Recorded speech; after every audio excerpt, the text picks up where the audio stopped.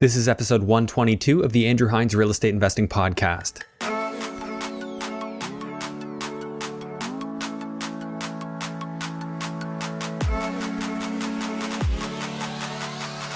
Welcome to episode 122 of the Andrew Hines Real Estate Investing Podcast.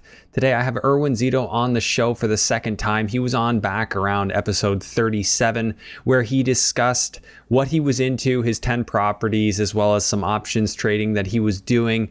And at that time, he was right about to put on his Wealth Hacker Conference with Grant Cardone. I believe this was in later 2019, in October that he did this.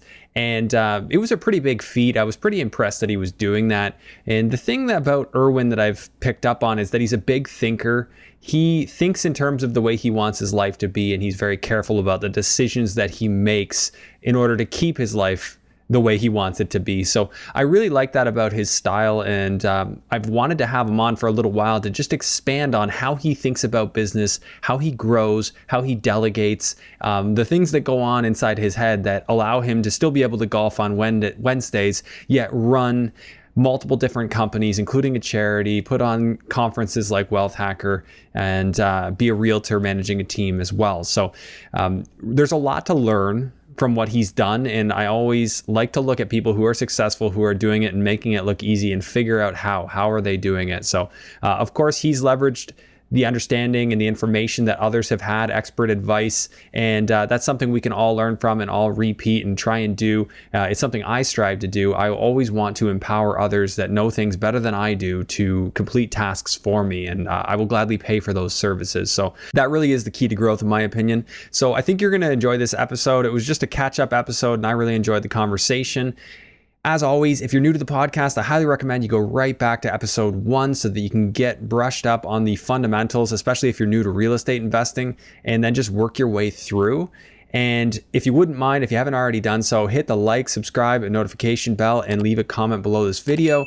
And if you're an audio listener, go ahead and leave me a 5-star review on Apple Podcasts. It'll just really help more people to find this show and hopefully help them as well. Without further ado, please enjoy episode 122 with Erwin Szeto. Hello and welcome to the Andrew Hines Real Estate Investing Podcast. I have on the show for the second time, Erwin Szeto.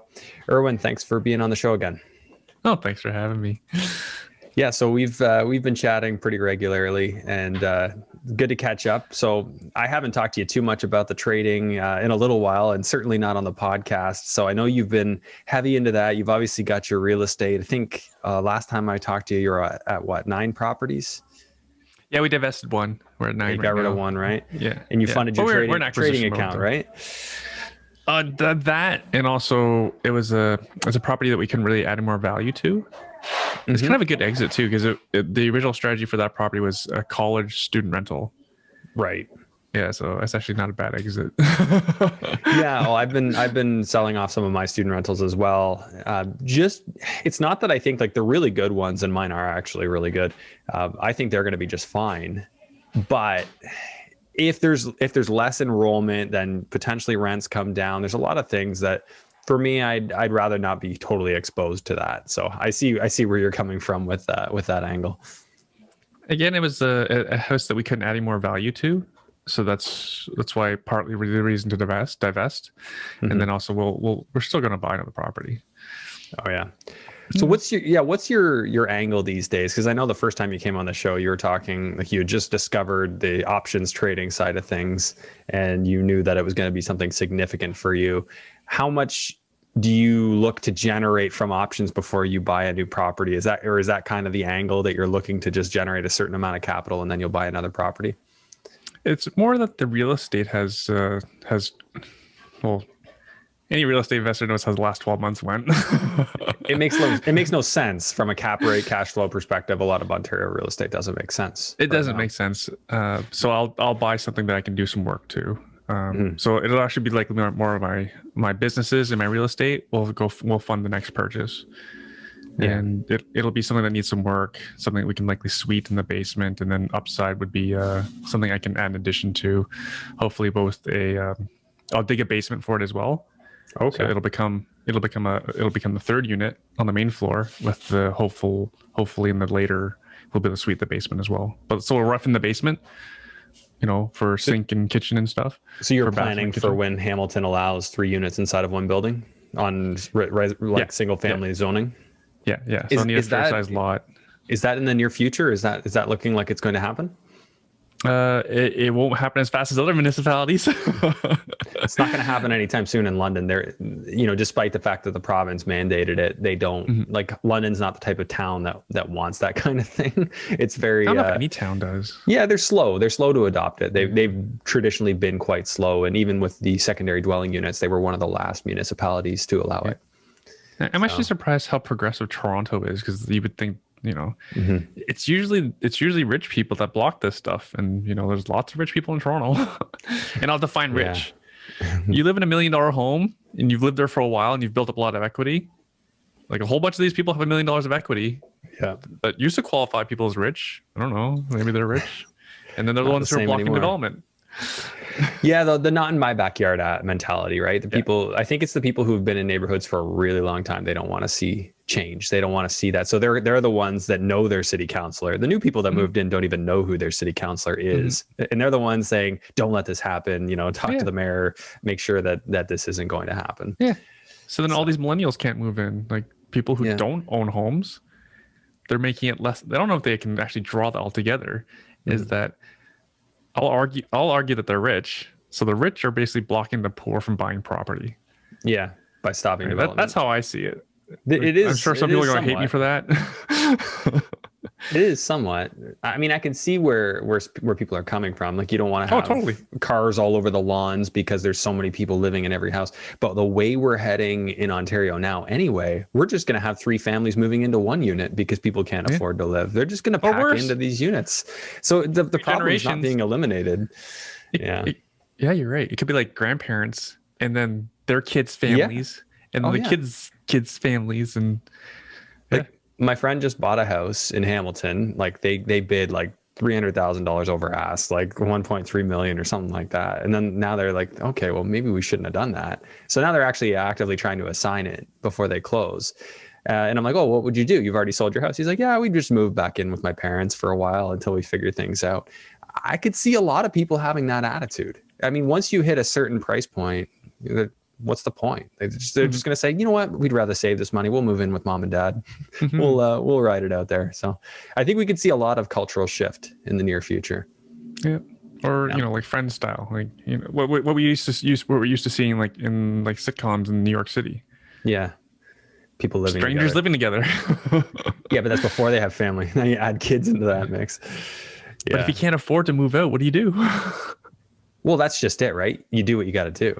So we're going to see a lot of that in the near future, I think. So hopefully we can find a way to make it work smoothly. But I have no idea what to expect in Ontario in the next 12 to 24 months. It could depend on a lot of political decisions. So we'll have to wait and see. Like, so I'm from Asia, right? My family's from Hong Kong. So 3 generations living in a 1-bedroom apartment, a bachelor, is not uncommon. Right, 3 generations will live in a 550 square foot apartment. That's wild. Right? Yeah, it's totally wild. Yeah, and their real estate prices are extremely high in Hong Kong, right? They're not the highest in the world. I believe Silicon Valley owns a lot of the highest, most expensive real estate in the world. But because Hong Kong incomes aren't as high, that's why their affordability is so bad. I've heard Toronto's fighting for that too, though. Now the affordability index in Toronto relative to property values, it's one of the worst in the world now. I've heard. I don't know. That's secondhand info, but I've heard that. Yeah, it's funny because I used to follow like RBC's affordability index. I believe most people follow RBC's affordability index, and they used to say all the time, "This is bad. This is bad. This is bad," and then they just gave up. Okay, so this is the new norm. So maybe based on the new norm, it's not that bad. Yeah, for sure. But I don't even know what it is for Vancouver. It's got to be like 100% of your income goes towards living. The average person, Yeah. Stats can't average. That's actually a good point you bring up. Yeah, the percentage of income towards rent. That's the thing people got to watch out for, right? That's what I use to kind of predict. I mean, no one can predict, but where I think prices will start to stagnate in certain communities. Like I think Hamilton, once average house price, is past 700, it's got to slow down unless people start moving in multiple families into one unit, which over time that will happen too, and it'll keep going up. But yeah, it's all a supply and demand thing, right? You don't have a place to live. It's the only way for household income to go up. Yeah. Have more incomes in a house. That's happened at one of my rentals. And he's like, yeah, my brother-in-law is moving in with his kids so that we have more money to pay rent here. And I'm like, oh my God, that's not something I want. But hey, it's better than not getting paid. Yeah, it's better than not getting paid. They do take care of the place, actually. I just don't want to see the inside of it. It's crazy inside, but they pay utilities? They do. Yeah. So that was part of the problem, because their water bills, like this guy was watering this massive garden, and I do it. So I pay it and then I bill it back to them. And it was a 60-40 split front to back for the 2 units. And I couldn't split it because the city's fees would be like $30,000 to split it. So I have separate meters on the inside, and he saw how much he was using in water. And he's like, oh crap, like I need to get somebody to help me with this. Because they were watering their gardens and stuff. He was spending like $300 a month in water. Craziness. At least get a rain barrel. Yeah, he's doing that this year. I'm like, maybe you should come up with a plan so that you're not doing this again. Yeah. But anyways, Erwin, not about me today. I wanted to ask you, because one thing that I've known you for is the guy that can go in and start multiple businesses and somehow still have time to golf on Wednesdays. And you've clearly got some organization. I really wanted to dig into what it is that allowed you to, you started your real estate business, you delegated, you started iWin, which is a training business. You've obviously delegated parts of that. And I know you've started teaching on stocks and trading, and God knows what else you're doing, and the podcast. So how do you do it? Give me the 1,000-foot view, and then let's dig in. Don't forget the charity as well. Oh yeah, the charity too. Essentially, it's a business. It doesn't make, actually, no, it's a complete money outflow. But yeah, I treat it like a business. Yeah, I know. So, you're raising, you're trading in that account too, right? To also donate to charity. That's awesome. Mm-hmm. But again, it's like, I treat it like a business, and so you got to bootstrap, because I don't have those kind of budgets where, like for example, I have real estate clients who work for household name charities, and their salary would be like $70,000, and they're like an accountant, right? And they have lots of other staff. $70,000 is more than my operating budget for the charity. How could we ever afford to pay people to operate our charity? But okay, but that's part of the point, that I run like a business. I can't afford these things. So 1,000 person view. Let's just start when I started. Like when I started out, I was a single realtor for myself, and I forget it. So some people are the analogy is Trump, right? So this is before he was president. I'm a bit older than I look. This is back in 2010. So the saying that always stuck with me was, what would Trump do? So again, folks, this isn't political. This is 2010, right? And for example, do you think if you call Trump, you get him on the phone? No, you don't. When you call a doctor or a dentist or your lawyer or a high-priced consultant, do you get them on the phone? No, right? If you're the first phone call, right? You get their assistant. So that's the first thing I did. I want at least to, even though I was like 6 months on the job of being an agent, I did not want to look like I was really available. So I hired an assistant part-time to take calls and respond to emails, book my showings, all those sorts of things. All those things I hate doing as well, right? Again, so no different. Like I consider myself, even though I was new, I consider my time expensive. Minimum $200. Like I think, I didn't make my clients a lot of money back then. I made my clients a lot of money, right? So $200 is actually now considered low for how much money I was making my clients. So I needed to give that image of someone that was important, right? And also is to hire for things that I wanted someone else doing the things that I hated doing, which is like paperwork, admin, right? I like having conversations with people. I like meeting with people. I like helping them, right? I can't help someone doing admin for them. Well, I could, but it'd just be terrible. I'd make all these mistakes. You'd be mad at me about how bad your paperwork is. So that was a quick decision to outsource, delegate something that I wasn't strong at, and something I could pay someone a small wage. So for example, I gave the example that my time was worth $200. I could pay someone easily $15 to $25 for that job. right? So then it just makes mathematical sense to do it.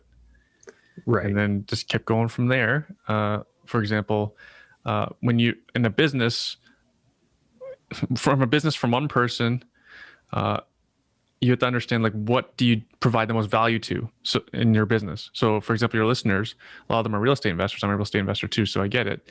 What's the most important thing you can do? Usually it's raise capital. For as work as a realtor, my most important thing I could do is do the marketing, including like the networking, getting myself out there, do my blog, do my podcast, all sorts of things, build influence, get my message out there to bring in the business. Versus hiring a realtor, recruiting a realtor to work for me, that's much easier to do than to hire someone to do the marketing side. Mm-hmm. So that was just a logical next sense. That just made sense. And then for that realtor to work out, it takes way more than people think it does. Because I've seen it all the time. There are very, very few successful teams out there. As in, there's lots of people who call themselves teams, as in realtor teams. They actually have massive challenges in recruiting and retaining talent. Right? Okay. So that was something I got lucky in because I chose a good business. The training for me wasn't that hard because I hired a former client. So he knew the flow, because the flow was, when I started, the flow was, I am the real estate agent that I want to work with. And I'm difficult. I have really high standards. I'm really tough on myself. So I'm going to be the realtor that I want to work with. Right. And that was the flow. So when you have easier levels of direction you can give people, it's much easier. It's easier for whoever you're trying to train to understand. And no different than, and I'll bring it back to the real estate investor, no different than your property manager. I always say to them, tenant is my customer. I want happy customers. So I'll give them some carte blanche things, like some things that make their lives easier that they don't have to bug me for all the time. If it costs less than $300 and it makes the tenant happy, just do it. Don't even ask me. I don't want to hear about it. Right? For example, tenant has mice. What do you want me to do about it? Yeah. Do you want me to order an exterminator? And I'll push back on them and say, in what world do I say no? Go back to the original objective. Happy tenants. Right? Yeah. So makes my tenant happy, makes my customer happy, who pays me well over 10 grand a year. How many customers pay you over 10 grand a year? Right? Makes them happy, cost me less than $300. Just do it. Don't even ask. Add it to my tab. Right? Yeah. So have give strong guidance. Train more than you ever think you have to train. Communicate more than you think you have to communicate. The idea that you only have to say one thing once, completely wrong. You have to repeat it all the time. No different than marketing or communications with staff. And you set a vision as well. Like this is how I want things to run. Mm-hmm. Right? I've used the example of like the Disney experience with my team. And then when they're going way overboard, like, okay, back it up, folks. We're not Disney. We can't do everything like Disney can. Right. Yeah. And then it's out of necessity that I've grown. Yeah. Because I'm not young like you. I'm really lazy and I want to golf. So that solving that problem is bigger to me than it is to invest in people, right? And recruit, hire, train, retain, invest in people for my businesses.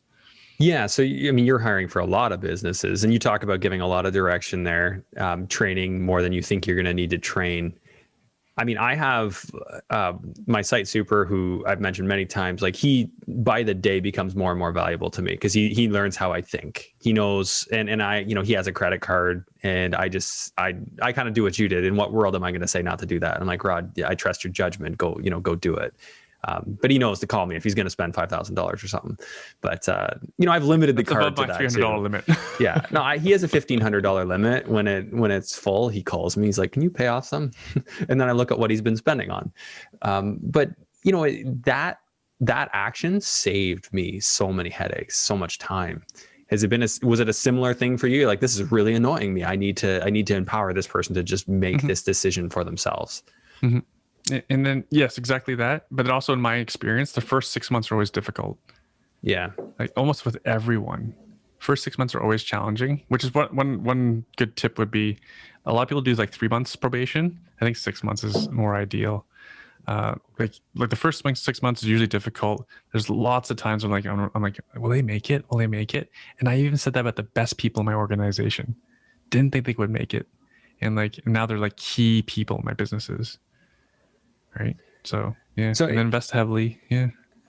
So are you looking for an attitude more than anything then? Like, are people coming into, say, your real estate business or your training business with an understanding of the industry already, or is it an interest in the industry and a good attitude? Depends on what. Like, for example, like my operations manager had no experience in real estate. She previously managed a window business, a window manufacturer installer, right? Okay. And she shared this one story about when during the interview process. She shared this one story how the owner was just, typical entrepreneur, shiny thing, chase that, shiny thing, chase that. We should do these things yesterday. And she was saying how they actually kick him out of the office because they could get more work done. Okay. I'm like, oh, beautiful. You think you can be more efficient with me not around? Who doesn't want that?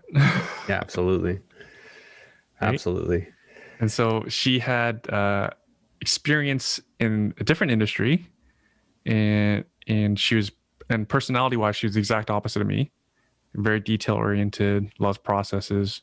It's like, great, you love those things, you build them, right? I'm the crazy person who does crazy stuff, who creates problems for everybody. I wasn't always this way though. It's just, Yeah. it is the role that you often cannot delegate or outsource or hire.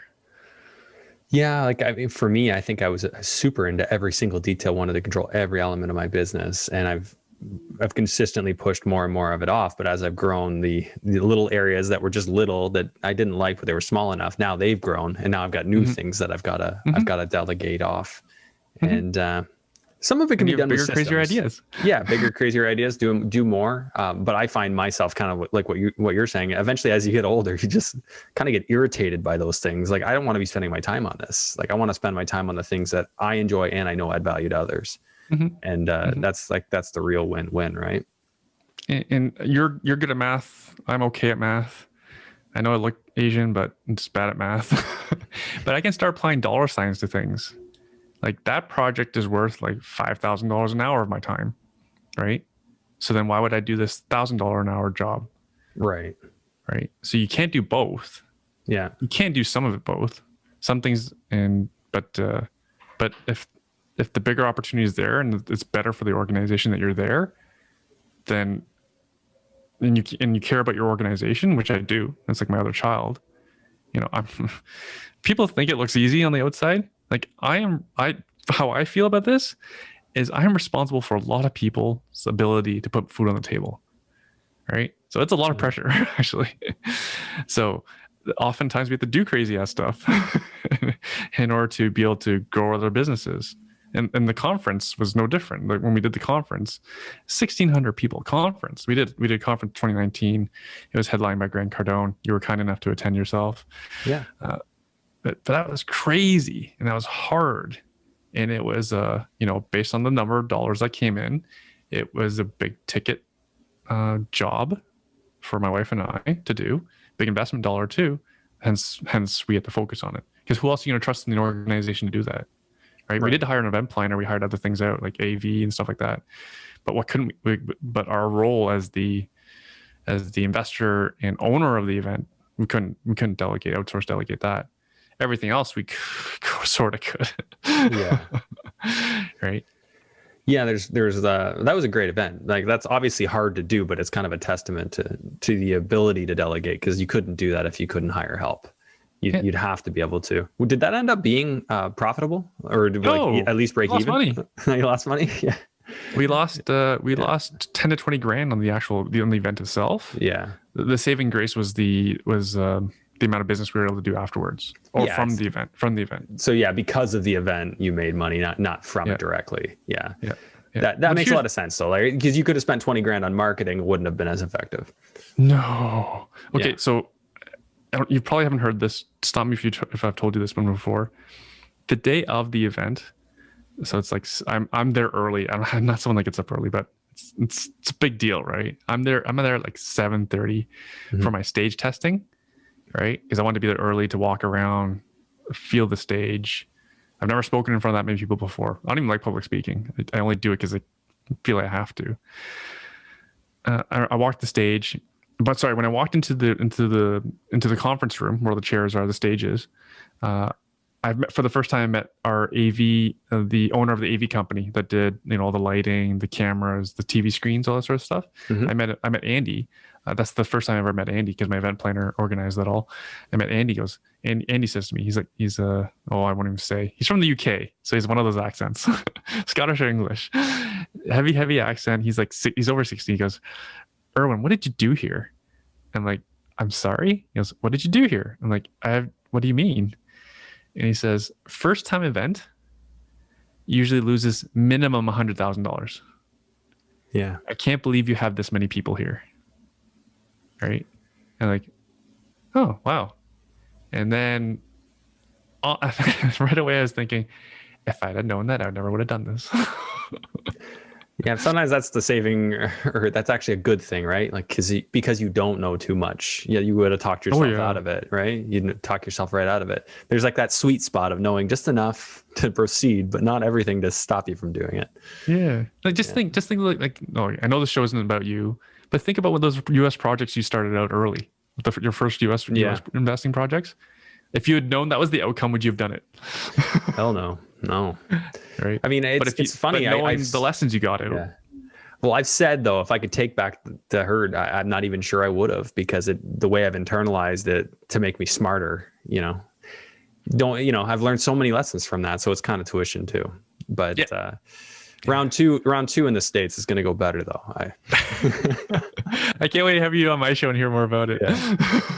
Yeah, I just shook hands on 5 lots, so I got to get my corporate structure set up. No, I took my time, like 3 months down there, and I actually was starting to feel like stir crazy. Like, I've been here so long, I need to do something. And I've been going to realtor meetups and real estate meetups and networking and golfing with people and kind of figuring out, what my comfort level was and where there was opportunity. And sure enough, you meet the right people, and it solves problems. And I think that's one of those lessons I learned earlier on, is I needed to meet the right people. Mm-hmm. And, if I've done that here, but now Ontario is insane. So there's, we got to expand our horizons a little bit. Yeah. It's exactly what you said there. You meet the right people. Mm-hmm. It's no different than building an organization. Yeah. Right. It's no different than building a business, So, let's pry on your wisdom here.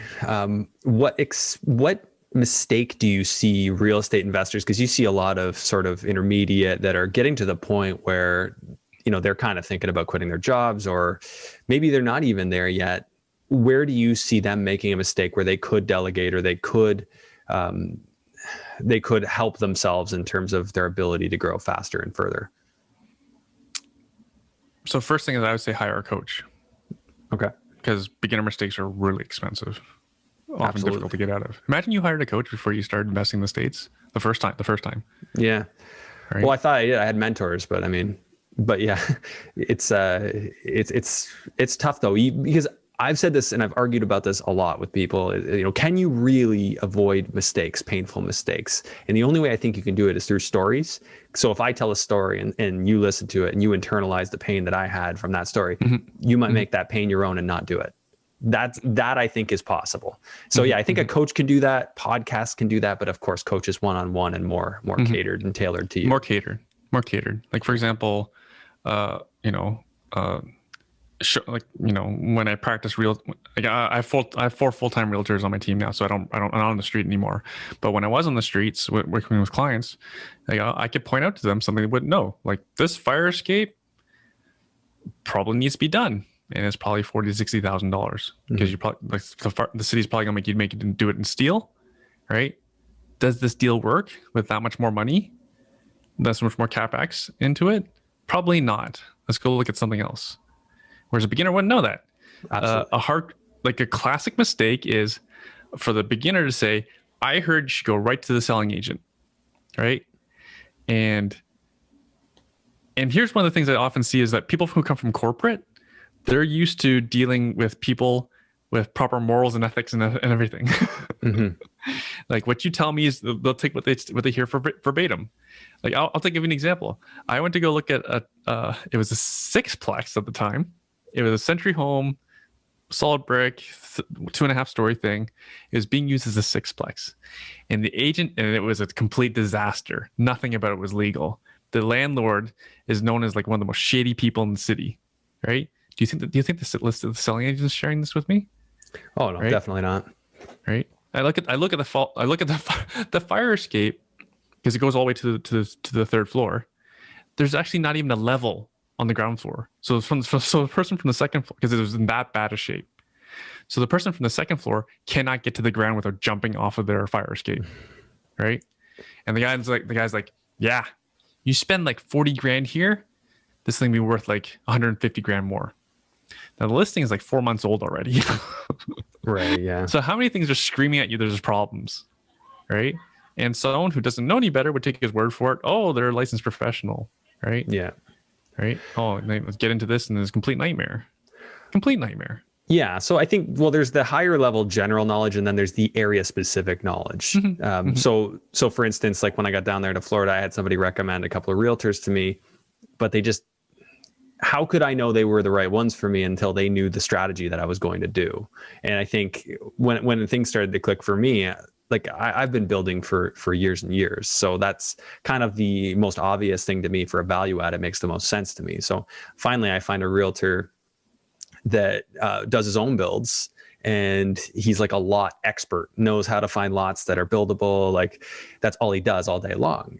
I mean, how much easier that made things by just having this guy to ask questions to versus trying to invent the wheel. That's the lesson I've tried to learn. Like, go find the person that does exactly what it is that you want to do. And who, not how. Yeah, who, not how. Find that person, pay them, or maybe they're a realtor and you can work with them. I think that's such a critical piece that people miss. And they just how long spin will their it take you tires. to learn all that? How long would it take you to learn all that person knows?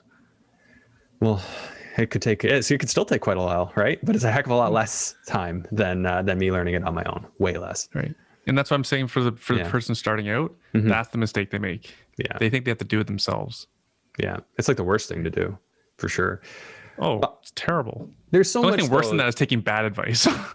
Yeah, which I've done too. But that's why I always tell people, just go back to like the first 10 episodes of my podcast if they're listening, just because I literally just lay it all out on the line, all my mistakes, what I do now and all my mistakes getting there, and then the fundamental kind of terminology. But then, of course, there's that tailored, one-on-one coaching thing that can definitely help. And, I don't know if you still do you do coaching directly or just no, I never called it, we call it coaching.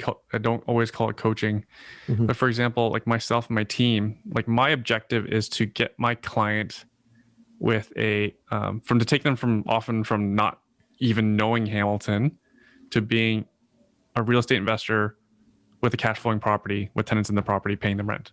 Right. That's how I trained my team, and that was my desired outcome in interaction with the client. Right. And all that's paid for with my real estate commission.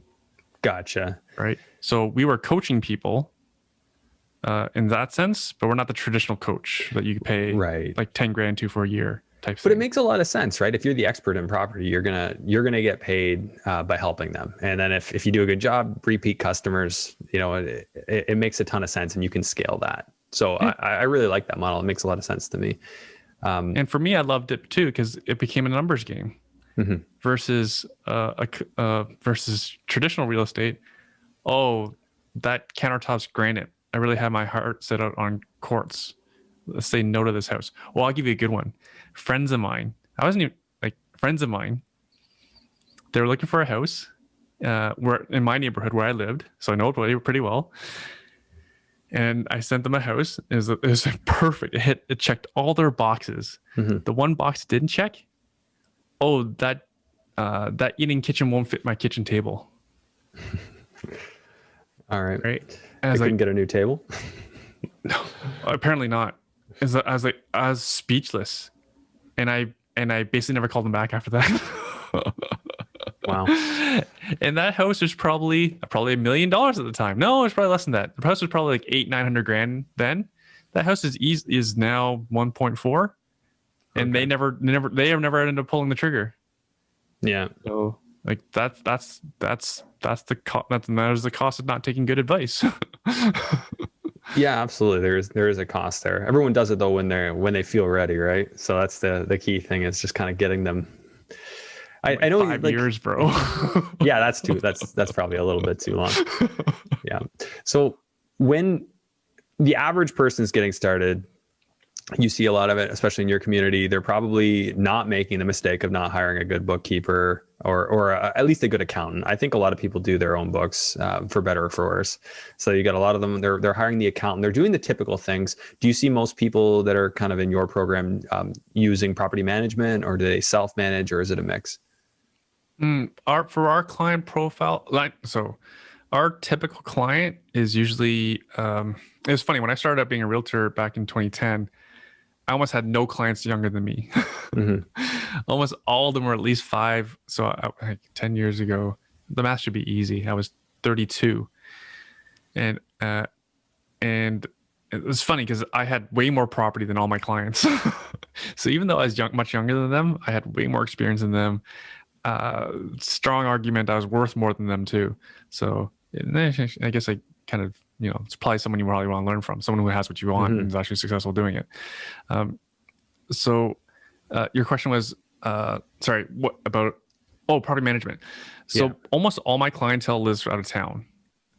So often they'll start like with maybe the first or second property. I always encourage them, do your own property management so you can set your own standards. Learn the business, set your own standards. There's great books out there that teach you the processes. And 9 out of 10 don't take me up on that. They'll take my property manager referral. Gotcha. Yeah. Yeah. So, I mean, I'm really just getting at, I don't know how many of the people you work with are getting to that point where they're saying, hey, I want to flip houses full time, or I want to do this business full time, or now my rental portfolio is enough, or maybe they're doing some day trading, or some options trading and real estate, and that's enough. I guess I'm wondering, where are the obvious, milestones where you say, or you would think, okay, here's the time to hire, and here's the person to hire. Here's what you want to hire. So personal. Yeah, you think so? Like, is there an admin? Do you see a lot of people getting that? Or I guess your first hire was an admin, someone to take your calls. And yeah, exactly. It's usually the personal part of the decision, because I'm not trying to duck the question. Yeah. Because your typical person who's going to hire a property manager right off the bat, for example, is they usually have kids. They don't live in town. Like they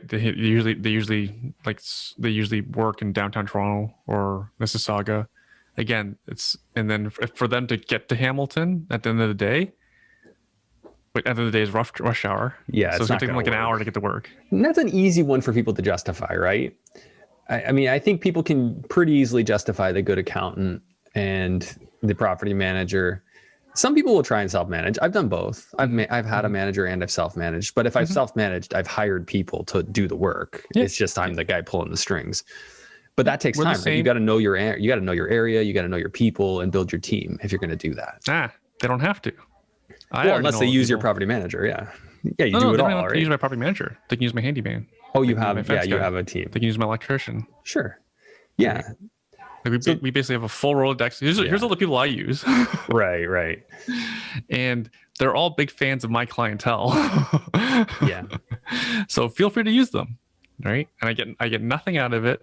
I've had offers for compensation from people that I use and refer business to, and I just tell them like, hey, just spend that money back on my client, make them happy. Right. Yeah. Right. Because I'm way more interested in seeing them happy and seeing them buy more property, send me referrals. Right. Yeah. That's business, right? I don't care about, and also like I think a lot of people don't charge enough money. Because here's another mistake that people do. They choose the cheap property manager. Oh, yeah. The inexpensive property manager. Because I know that business is not easy. It isn't easy. And then it isn't easy. And if you're paying them not enough money, they're going to eventually fail. It's just how soon will they fail? Great point. And I would say this, if you're paying someone to do something, you do have to be careful with this, but think about it. If the table was returned and you know what they have to do, would you do it for that price? And I think about that when I pay people, and I have to be careful because not everybody has the expectations I have and, you know, lives the lifestyle I have. Not that I live lavishly at all. I don't. But everyone has a different perspective and different amount that they're okay with. Some people, I can't even understand how they can work for what they charge me, but they're okay with it. But yeah, the great point you bring up, if it seems too low, then you might see that come out in the wash. You might see that actually ends up costing you. And that's been my experience. If I paid too little, chose the cheapest one, it actually cost me tenfold. I probably paid, 10 times more than it would have cost me because I had to fix the mess. I had to fix everything that went wrong. I've even had conversations with people on my team. So when I mean on my team, like people on like my real estate investment team. So like my handyman, my plumber, stuff like that. Right. And all those guys are in high demand. Yeah. So I've even had side conversations with them like, hey, if you ever need more money from me, just ask. Because I want them to, when I call, when I have a problem at my property, I want them to take care of it. Right? Yeah. As in like, if I have like emergency, like my tenant's locked out or the water's leaking, right? I want them to, get there pretty quick. Yeah. And I'm happy to pay for it. Yep. The other thing is pay really fast, which reminds me, I have to pay my handyman. He sent me some invoices, but I was traveling. I'm back in Canada now. So I was traveling. So I didn't get it paid. But yeah, that's the big thing, right? A lot of them, they don't want to wait. They value working with someone they know that'll just pay them right away. And if you're someone with a handful of properties and they know every time they do work on your properties, they just get paid right away. Like that speaks to people. No one wants to pester. No one wants to pester for money. And then always I'm like, again, bigger mistake is, tenant calls and then the landlord drives out and goes and see them. Like I'm always like, well, how can I outsource and delegate this? Yeah. Right. Well, so I've always thought that way. How can I outsource and delegate things I don't enjoy? I'm sure it's cost me business in some ways, and I'm sure it's limited my growth in certain areas. But the other side of it is life is short. Yeah, well, I agree. If you're annoyed by it, you won't buy more property, so that will limit your growth. Because if it annoys you, you'll just stop doing this and you'll stop buying. Which is the worst thing. You mentioned training your team. Like I almost look at the tenants, especially with the student tenants, as part of the team. Like I give them an email, like here's the procedure. Got a plumbing issue? Here's the number. Got an issue with this? Here's the number. And by doing that, like if they do happen to call me, because sometimes you need a little reinforcement, I just say, call the plumber. Here's the plumber's number. And the plumber, they know me, like they have my payment information. They just bill me, send me a bill at the end of the month. So that kind of a system, that's kind of how I've avoided hiring more people directly within my organization by having that kind of a setup. Do you do stuff like that as well? Oh, absolutely. So for example, in my Hamilton properties, I don't have a property manager right now. We're still dealing with it internally between like my assistant, my boots on the ground, because I've already trained them. Yeah. Right. Anytime they email me, they usually experience pain because it's a much slower response. Yeah. And then that's usually my opportunity to remind them, hey, you should have just called Pete. You already know him and have his number. And he's already under instructions to keep you happy. Yeah. Right? Like someone was locked out and then you emailed me. Like that was dumb. I didn't say that to them. But again, like not intentionally, it was more painful for them to have to wait for me to respond to an email or open my email than it was to just directly contact whoever they needed. Yeah. Right. So that's not being the go ahead. Sorry, don't mean to cut you off. Go ahead. So I've even said to my handyman, like, say it's a gas issue, right? So I always say, like, do you mind coordinating it for me? Because I don't want to coordinate it. Yeah, I hate coordinating. 100%. Right?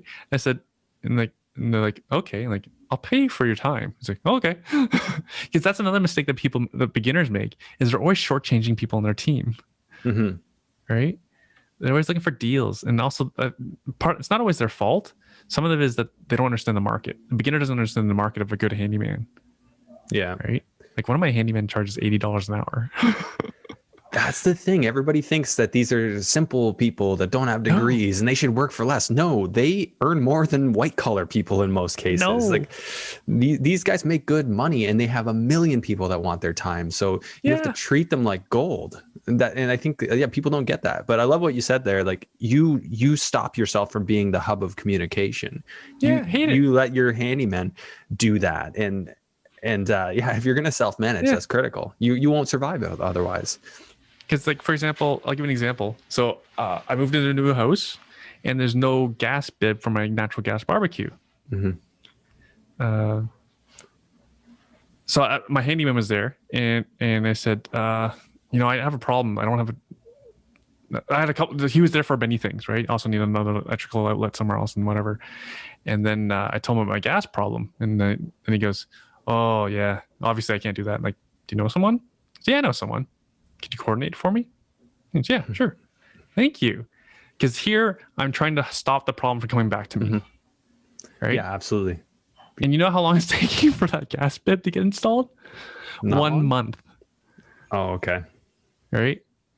So if anyone's listening to this and they're looking for a new vocation, people who are on the tools are making much more money than fresh grads in white collar jobs.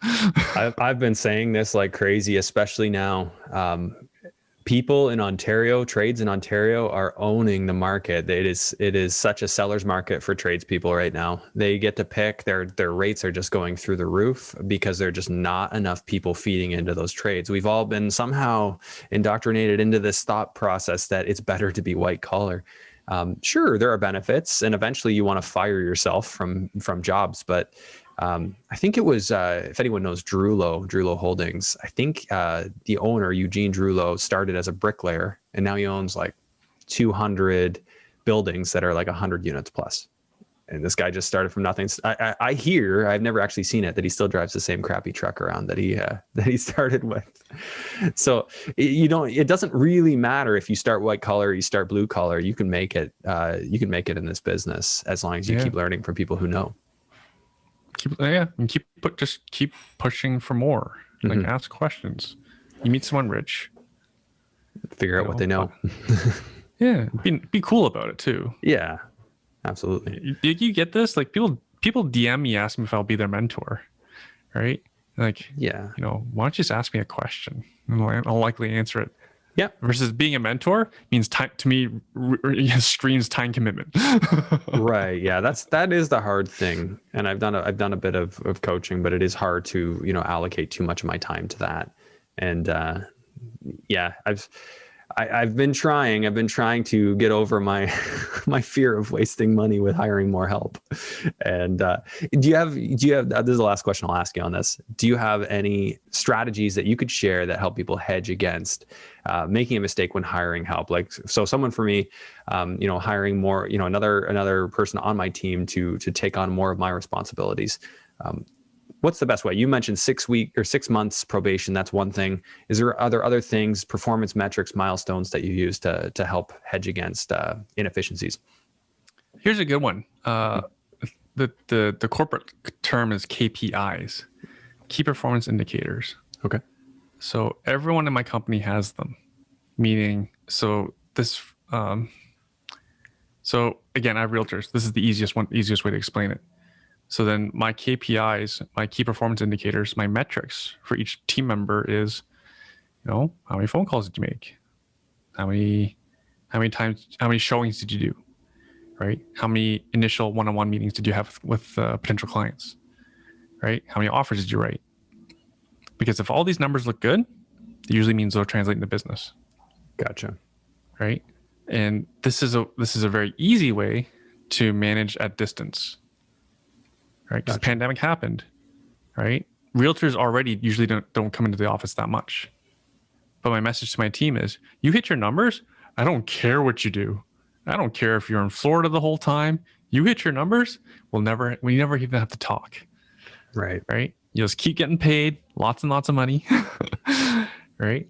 It'll truly be your own business. It's only when your numbers aren't looking good do we start asking questions. And it's not starting asking questions like trying to oh, are you screwing us? Like, no. If you have problems here, we're here to help. Right. Like, you're successful, I'm successful.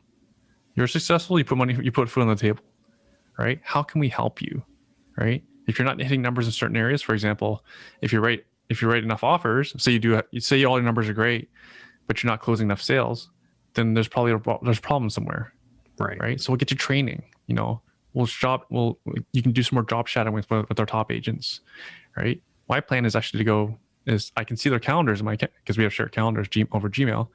I'm going to show up at one of their showings without unannounced, right? And I'll see how they operate. So again, it's just and my whole point is to see how they work, right? How can they improve? And then often, like, now is easier than ever to train because you don't have to train everyone yourself. You can buy so much training these days. Like, I think you and I agree, like universities are in big trouble because you can buy a lot of really great education online. Yeah, I really do think we're going to see a shift. Because they're not teaching things that make people wealthy. Like, that's the real problem. Bankrupt. That's the real problem. They're not actually solving a problem. They're creating one. They're creating a lot of dependency in our world. Part of the problem, like the Laurentian College, for example, is we won't spend too much time on this, is because they've been mandated to teach subjects that I don't know if they have ROI. Yeah. Like all these different social studies. Like, okay, what's the ROI on? I won't name them because people get mad. There's no ROI on them unless you become a professor and teach that subject. Absolutely. But it's just like becoming a pyramid scheme. Like, you can only become successful if you can convince people to take all these courses that won't get you a job. Right. That won't help you build a business. Nothing. Yeah. No, it's absolutely true. And I mean, I took business, you took business. We see those as practical. Even those are deficient in real world application. Like, totally. I mean, the conceptual can be applied, but it's not until I really dug in that I was able to apply a lot of what I learned. Some of what I learned, we'll call it. But man. It did. I will say, like, greater strategy, you know, assessing my weaknesses, my strengths, like, you know, the KSFs and, you know, kind of thinking business strategy, like as taught in Ivy. Like, I do apply that a bit to my world and think about, like, when somebody presents me with an opportunity, I'm like, does that fit with my skill set?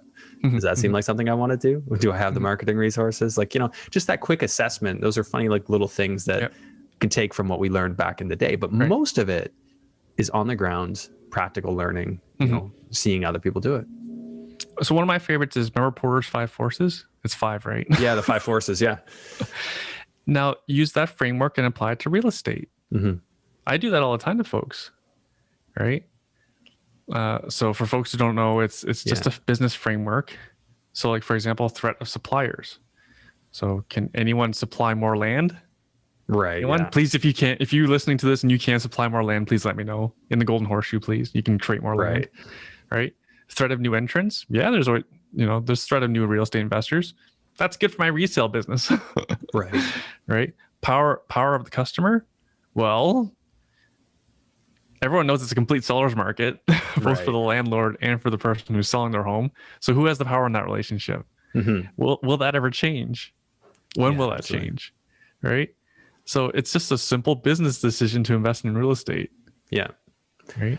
No, that's a good one. Sorry, you were saying about what was stuff we learned in school. Like, you and I learned the theory about how, like, stocks and how to and the academics behind, like, pricing stock options. They never really taught us how to use that information to actually make money. I never used it. Never did. Wrote some tests on it, but never used it.